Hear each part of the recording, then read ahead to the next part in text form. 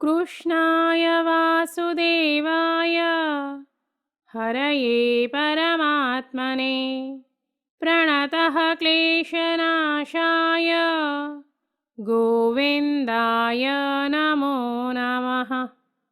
वसुदेवसुतं देवं कंसचाणूरमर्दनं देवकी परमानन्दं कृष्णं वन्दे जगद्गुरुम्। आप सभी को नमस्कार। धर्मधारा के सत्संग श्रृंखला में हम आपका हार्दिक स्वागत करते हैं। हमारे श्री गुरु एवं वैदिक उपासना पीठ के प्रेरणा स्रोत परात्पर गुरु डॉक्टर जयंत आठवले के चरणों में वंदन कर आज का सत्संग आरंभ करते हैं। आज का विषय है भगवान श्री कृष्ण का मानस पाद्य पूजन कैसे कर सकते हैं। सर्वप्रथम आप सभी को जन्माष्टमी की हार्दिक शुभकामनाएं। वर्तमान काल हिंदू राष्ट्र के पूर्व की स्थापना का काल है एवं भगवान श्री कृष्ण धर्म संस्थापना के देवता हैं।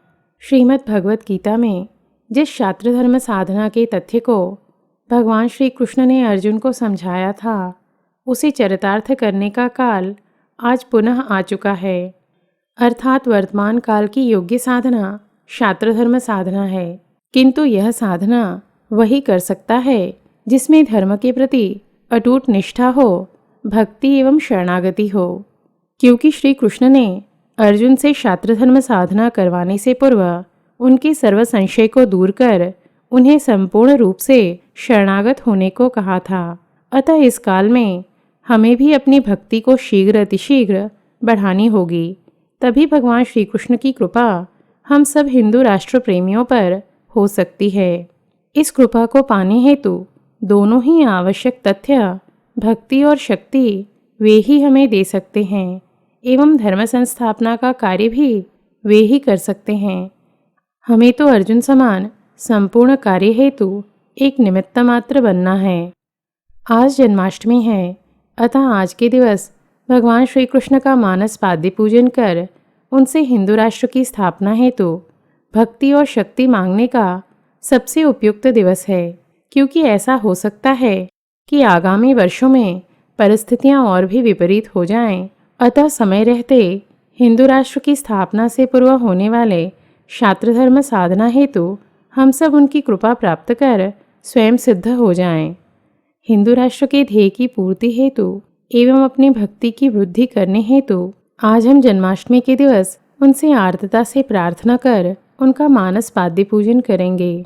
जैसा कि आपको पूर्व के सत्संगों में बता चुकी हूँ कि कर्मकांड भक्ति योग अंतर्गत साधना का प्रथम चरण है और उसका अगला चरण है उपासना कांड, अर्थात मन के माध्यम से साधना करना। आज अनेक हिंदुओं के लिए स्थूल रूप से कर्मकांड हेतु सर्व सामग्रियों को एकत्रित करना कठिन होता है एवं विशेषकर यदि कोई हिंदू महानगर में या विदेश में रहता हो तो उसके लिए कर्मकांड अनुसार पूजन करना और भी कठिन होता है। ऐसे में सूक्ष्म से किसी भी देवता का मानस पाद्य पूजन करना यह एक ऐसी उपासना विधि है जिससे हमें देवता के पूजन करने की संतुष्टि तो मिलती ही है, साथ ही इस माध्यम से हम अपनी भक्ति को सरलता से बढ़ाकर उनकी कृपा प्राप्त कर सकते हैं। आज के सत्संग में हम इसी मानस पाद्य पूजन के विषय में जानेंगे। चूँकि आज जन्माष्टमी है और आज का यह दिवस सभी कृष्ण भक्तों के लिए विशेष महत्व रखता है। आज के दिवस कृष्ण तत्व 1 सहस्त्रपट अर्थात 1000 गुना अधिक कार्यरत रहता है। ऐसे में भावपूर्वक भगवान श्री कृष्ण के मानस पाद्य पूजन से हमें भी 1 सहस्त्र गुना अधिक लाभ प्राप्त हो सकता है। इसीलिए आज हम उनके मानस पाद्य पूजन के विषय में सुनकर उसे करने का प्रयास करेंगे। आप इसे सुनते समय अपने नेत्रों को मूंदकर जो भी बताया जा रहा है उसे सूक्ष्म से करने का प्रयास करें या उसे एकाग्रचित्त होकर सुनते हुए उसकी अनुभूति लें। ध्यान रहे, मानस पाद्य पूजन को करते समय स्थूल रूप से कुछ भी नहीं करना है, अर्थात सब कुछ मन से करने का प्रयास करें। जो कृष्ण भक्त हैं वे इसे प्रतिदिन भी कर सकते हैं। मात्र इसे यदि शांतिपूर्ण एवं सात्विक वातावरण में करेंगे तो आपको भाव जागृति के कारण श्री कृष्ण के सूक्ष्म दर्शन हो सकते हैं, जिससे आपको दिव्य आनंद की अनुभूति हो सकती है। जिन्हें अनिष्ट शक्तियों का कष्ट है, उन्हें आरंभ में इसे करते समय थोड़ा कष्ट हो सकता है, जैसे शरीर में वेदना होना, शरीर का भारी होना, मन का एकाग्र ना होना या अत्यधिक स्वेद अर्थात पसीने आना इत्यादि। किंतु आप तब भी अपने नेत्र ना खोलें और इस प्रक्रिया को करते रहें। इस प्रक्रिया को करते रहने से कुछ समय उपरांत आपको अनुभूति होगी कि मानस पाद्य पूजन के पश्चात आपके कष्ट स्वतः ही न्यून हो गए हैं। जब भी मैंने सार्वजनिक स्तर पर हो रहे सत्संग में यह मानस पाद्य पूजन की पद्धति करवाई है, तो मैंने पाया है कि अनिष्ट शक्तियों से पीड़ित व्यक्ति या साधकों को आरंभ में थोड़ा कष्ट होता है एवं उसके पश्चात उनके कष्ट न्यून हो जाते हैं। इसीलिए ऐसा कह सकते हैं कि यह सूक्ष्म उपासना पद्धति एक अमोघ आध्यात्मिक उपाय पद्धति भी है, अर्थात इससे स्पिरिचुअल हीलिंग भी होती है। अतः अनिष्ट शक्तियों से पीड़ित साधक इसे प्रतिदिन भी कर सकते हैं। अब हम भगवान श्री कृष्ण का मानस पाद्य पूजन आरंभ करते हैं। आप सभी अपने नेत्र बंद कर सुखासन या पद्मासन में ज्ञान मुद्रा या ध्यान मुद्रा लगाकर बैठ जाएं। जो नीचे नहीं बैठ सकते हैं, वे ध्यान या ज्ञान मुद्रा लगाकर कुर्सी पर भी बैठ सकते हैं। मात्र बैठते समय यह प्रयास करें कि आपकी रीढ़ की हड्डी सीधी हो, जिससे यदि आपका मानस पाद्य पूजन भावपूर्ण हुआ तो कृष्ण तत्व आपके सहस्रार चक्र से आपकी सुषुम्ना नाड़ी में प्रवेश कर सके। हम जिस स्थान पर बैठकर यह मानस पाद्य पूजन करने जा रहे हैं, वहाँ सर्वप्रथम सूक्ष्म से शुद्धि करेंगे। एक पात्र या लोटे में गौमूत्र लेकर हम अपने वास्तु में सूक्ष्म से सर्वत्र उसे छिड़केंगे, जिससे जो भी अनिष्ट शक्तियाँ हमारे वास्तु में वास कर रही हों, वे सब त्वरित वास्तु से निकल जाए एवं हमारा वास्तु इस मानस पाद्य पूजन हेतु पवित्र स्थान बन जाए। यह प्रक्रिया पूर्ण होने पर सूक्ष्म से ही हम धूप दिखाकर सर्वत्र शुद्धि करेंगे, जिससे देवता के तत्व धूप के गंध से सहज आकृष्ट होकर हमारे वास्तु में आ जाए एवं हमारा वास्तु उनके अस्तित्व तथा चैतन्य से पवित्र स्थान बन जाए। सूक्ष्म वास्तु के शुद्धि के पश्चात हम वास्तु में बाह्य कवच हेतु वास्तु देवता से प्रार्थना करेंगे। इस प्रार्थना को आप मेरे पीछे मन ही मन आर्तता से दोहरा सकते हैं। हे वास्तु देवता, आज जन्माष्टमी के पावन उपलक्ष्य में हम पूर्णावतार भगवान श्री कृष्ण के चरणों का मानस पाद्य पूजन करने जा रहे हैं।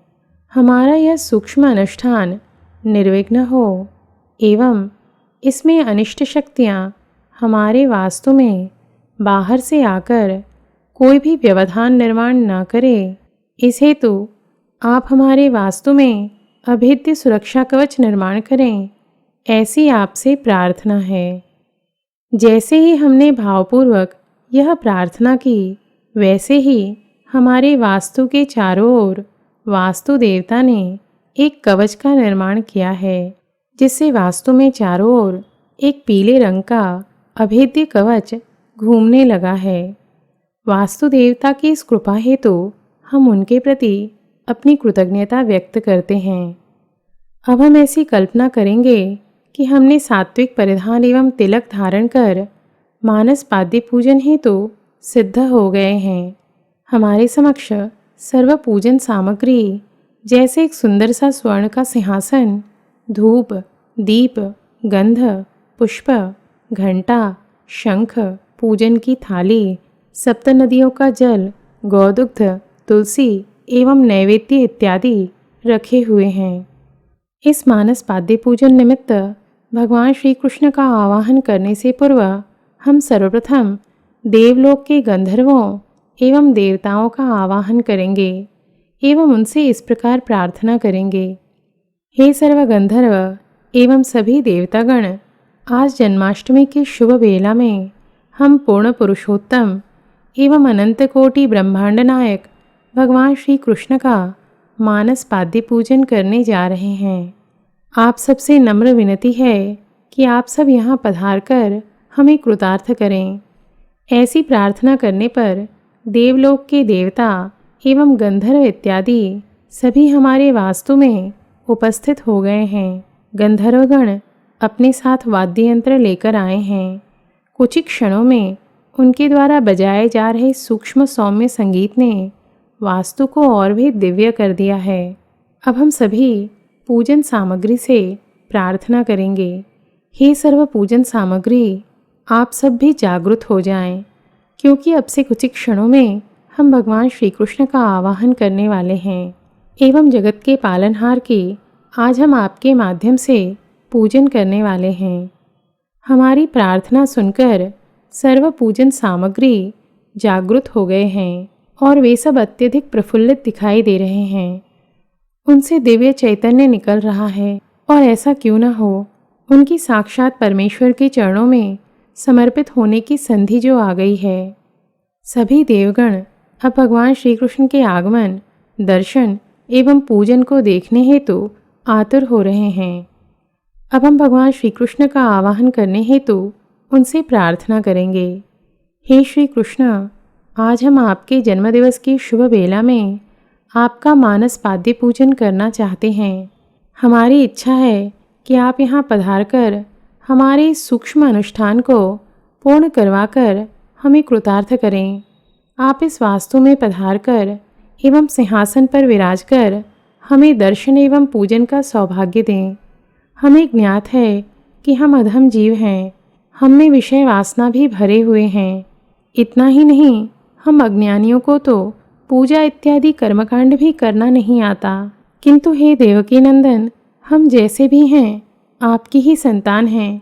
आप हमारे प्राणनाथ हैं, अतः आप हमारी इस विनती को स्वीकार कर यहाँ आने की कृपा करें। हमारी आर्तता से की गई प्रार्थना से भगवान श्री कृष्ण प्रसन्न हुए हैं। वे सिंहासन पर विराजमान हो गए हैं। इस दिव्य दृश्य को देखने हेतु सप्त ऋषियों के साथ अनेक वैष्णव दिव्यात्माओं का भी आगमन हो गया है। देवतागण शंख फूंककर भगवान श्री कृष्ण के शुभागमन की अनुभूति दे रहे हैं। सर्वत्र पुष्पवृष्टि हो रही है।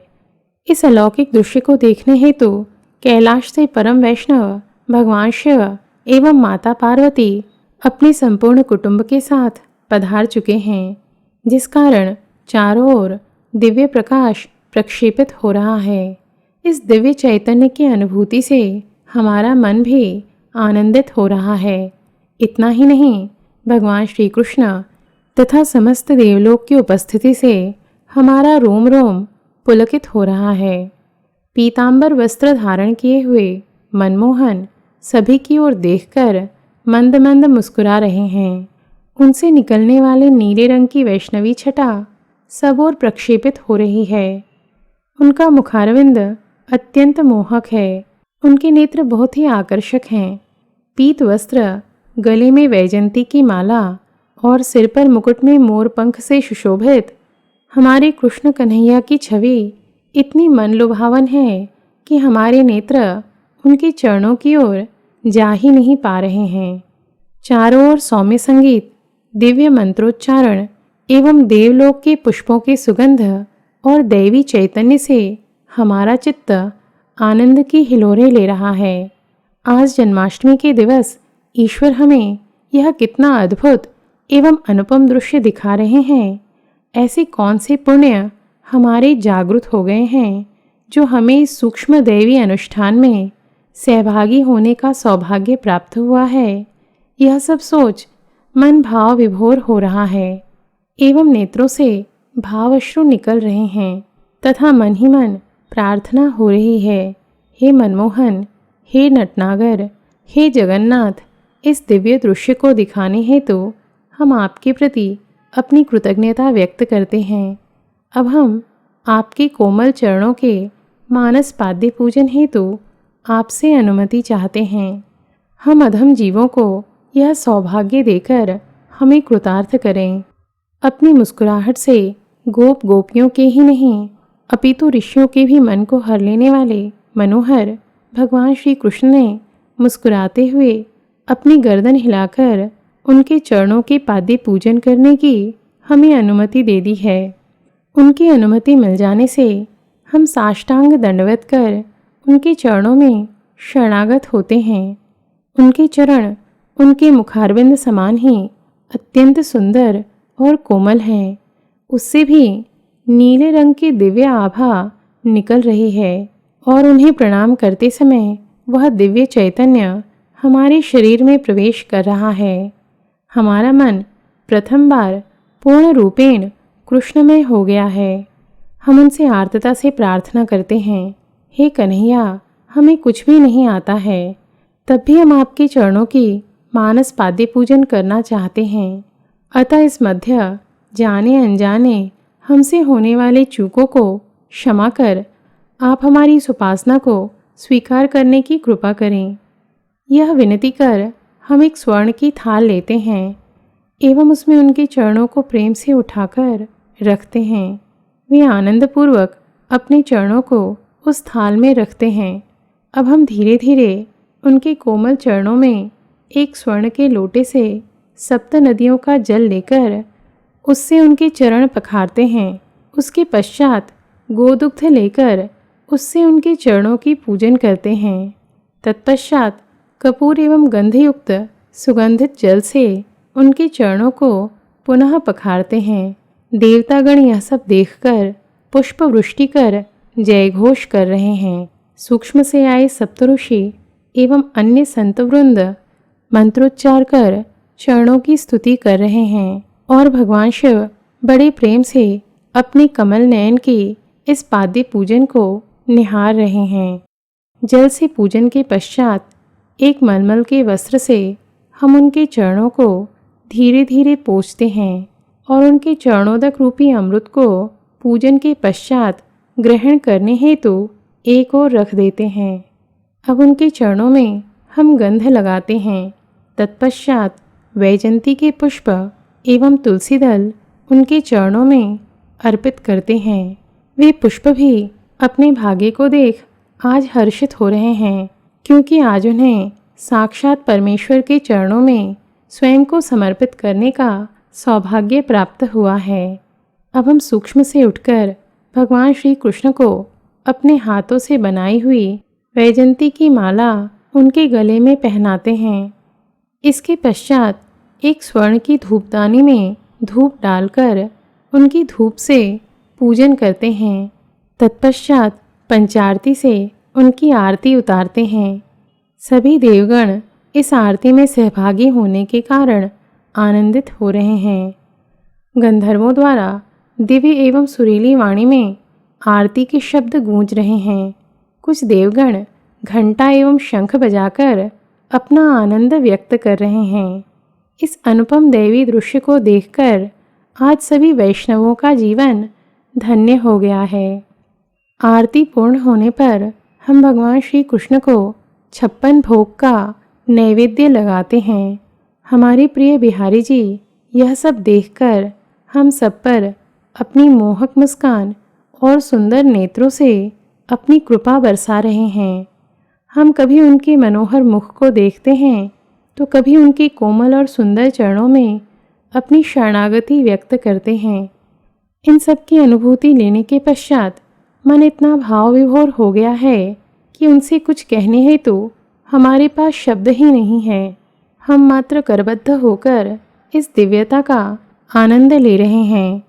अब क्षमा याचना कर 3 बार श्री विष्णवे नमः, श्री विष्णवे नमः, श्री विष्णवे नमः ऐसा कहते हुए आज का सूक्ष्म पंचोपचार के माध्यम से मानस पाद्य पूजन समाप्त करेंगे और भगवान श्री कृष्ण के चरणों में शरणागत होकर क्षमा याचना करते हुए यह प्रार्थना करेंगे, हे दयानिधान, इस मानस पाद्य पूजन के माध्यम से यदि हमसे कोई चूक हो गई हो तो हमें क्षमा करें। आपको तो ज्ञात ही है कि हम अज्ञानी हैं, हमें कुछ भी नहीं आता है, किंतु ऐसा होने पर भी आप हमारे एक आवाहन पर हमारे समक्ष उपस्थित होकर हमसे यह सूक्ष्म सेवा करवा कर ले ली, इसे तो हम आपकी कृतज्ञ हैं। आपकी कृपा दृष्टि हम पर सदैव इसी प्रकार बनी रहे। हे प्राणनाथ, आपको तो ज्ञात ही है कि कलयुग अपने चरम पर है। हम भक्तगणों की स्थिति अत्यंत कष्टप्रद है। सूक्ष्म जगत की आसुरी शक्तियों ने एवं स्थूल स्तर पर दुर्जनों ने पुनः संपूर्ण संसार में अपना मायाजाल फैलाकर दैवी साम्राज्य को समाप्त करने का प्रयास कर रहे हैं। अतः इस त्राहिमाम के काल में हम सब भक्त आपके शरण में आए हैं। आप पुनः इस पृथ्वी से आसुरी शक्तियों के साम्राज्य को नष्ट कर एवं दुर्जनों का संहार कर हिंदू राष्ट्र की स्थापना करने की कृपा करें। हे पालनहार, आपके सिवाय इस कार्य को और कोई नहीं कर सकता। हम सब यथाशक्ति इस कार्य में अपना योगदान देने हेतु सदैव तत्पर रहेंगे और सब कुछ आपकी इच्छा अनुसार ही करेंगे, ऐसा हम संकल्प लेते हैं। अर्जुन समान हम में हिंदू राष्ट्र की स्थापना हेतु आवश्यक छात्रवृत्ति निर्माण करें। हम सभी आपके इस दैवी कार्य में अपना सर्वस्व अर्पण करना चाहते हैं। आप इसे स्वीकार कर धर्म की संस्थापना कर हम भक्तों का कल्याण करें। आज के निद्रस्त हिंदुओं में क्षात्रभाव जागृत करें एवं आने वाले विनाशकारी काल में आप सदैव हमारे साथ रहकर हमारा रक्षण करें। हे कृष्ण, आपके लिए कुछ भी असंभव नहीं। आपने तो रामावतार में वानरों से भी सागर पर पुल बनवा लिया था। अतः हम सामान्य मनुष्य भी विश्व शांति हेतु हिंदू राष्ट्र की स्थापना का कार्य करना चाहते हैं। यह कार्य आप ही हमसे उन वानरों समान करवा कर ले लें एवं अगले वर्ष की जन्माष्टमी तक हमारी भक्ति एवं शरणागति में सतत वृद्धि हो और अकर्तापन के भाव से हम हिंदू राष्ट्र की स्थापना हेतु सतत क्रियाशील रहें। आज के दिवस हम आपसे यही प्रार्थना करते हैं। हमारी इस विनती को भगवान श्री कृष्ण ने तथास्तु कहकर हमें धन्य किया है। सभी देवगण, सप्तऋषि, संतवृंद एवं अन्य वैष्णव जयतु हिंदू राष्ट्रम का जय घोष कर भगवान श्री कृष्ण द्वारा दिए गए इस आश्वासन की पुष्टि कर रहे हैं। और यह सब देखकर हमें विश्वास हो गया है कि इस वसुंधरा में अब हिंदू राष्ट्र की स्थापना में आने वाले सर्व विघ्न दूर हो जाएंगे, क्योंकि अब हमारे साथ भगवान श्री कृष्ण समस्त देवगण तथा सप्तऋषि एवं संत वृंदों का आशीर्वाद है। इसी प्रार्थना से हम आज का मानस पाद्य पूजन समाप्त करते हैं। भगवान श्री कृष्ण, भगवान शिव, माता पार्वती, उनके संपूर्ण कुटुंब, सप्तऋषि, देवतागण, गंधर्व एवं अन्य सभी दिव्यात्माओं से हम प्रार्थना करते हैं कि आज जिस प्रकार आप सब उपस्थित होकर इस मानस पाद्य पूजन को भव्य एवं दिव्य बनाया है, वैसे ही जब भी हम आपका आवाहन करें तो आप पधार कर हम अधम जीवों को इसी प्रकार कृतार्थ करें। आज आप सबकी उपस्थिति के प्रति हम मनःपूर्वक अपनी कृतज्ञता व्यक्त करते हैं। आप सभी इसी प्रकार अपनी कृपा दृष्टि हम पर बनाए रखें, यह आप सबसे प्रार्थना है। इस प्रार्थना युक्त कृतज्ञता की अभिव्यक्ति के साथ ही सभी अंतर्धान हो जाते हैं। अब हम पूजन सामग्री से भी अपनी कृतज्ञता व्यक्त करेंगे। उनसे कहेंगे, आप सबके कारण ही आज हम भगवान श्री कृष्ण का मानस पाद्य पूजन कर पाए, अतः हम आपके प्रति अपनी कृतज्ञता व्यक्त करते हैं। भविष्य में भी मानस पाद्य पूजन के समय इसी प्रकार उपस्थित होकर हमें कृतार्थ करें। अंत में हम वास्तु देवता से भी अपनी कृतज्ञता व्यक्त करते हैं कि आज आपके कारण इतनी देर तक हमारा वास्तु पवित्र रहा एवं हम एकाग्रता पूर्वक सूक्ष्म रूप से यह सब कर पाएं और इसकी अनुभूति ले पाएं। आप भी इसी प्रकार हमारे वास्तु को साधना हेतु पोषक बनाए रखने की कृपा करें। भगवान श्री कृष्ण की विशेष कृपा के कारण आज के शुभ बेला में हम उनका मानस पाद्य पूजन कर पाएँ और इसे करते समय हमें दिव्य अनुभूतियाँ हुई, इस हेतु हम उनके चरणों में कृतज्ञता व्यक्त कर आज का मानस पाद्य पूजन का यह सत्र समाप्त करेंगे एवं अपने श्री गुरु को कृतज्ञता व्यक्त कर आज का सत्संग समाप्त करते हैं। धर्म और अध्यात्म से संबंधित धर्मधारा की सत्संग श्रृंखला में हम नए तथ्यों के साथ पुनः उपस्थित होंगे। तब तक के लिए नमस्कार। जय तो हिंदू राष्ट्र। ॐ पूर्णमदः पूर्णमिदं पूर्णात् पूर्णमुदच्यते पूर्णस्य पूर्णमादाय पूर्णमेवावशिष्यते।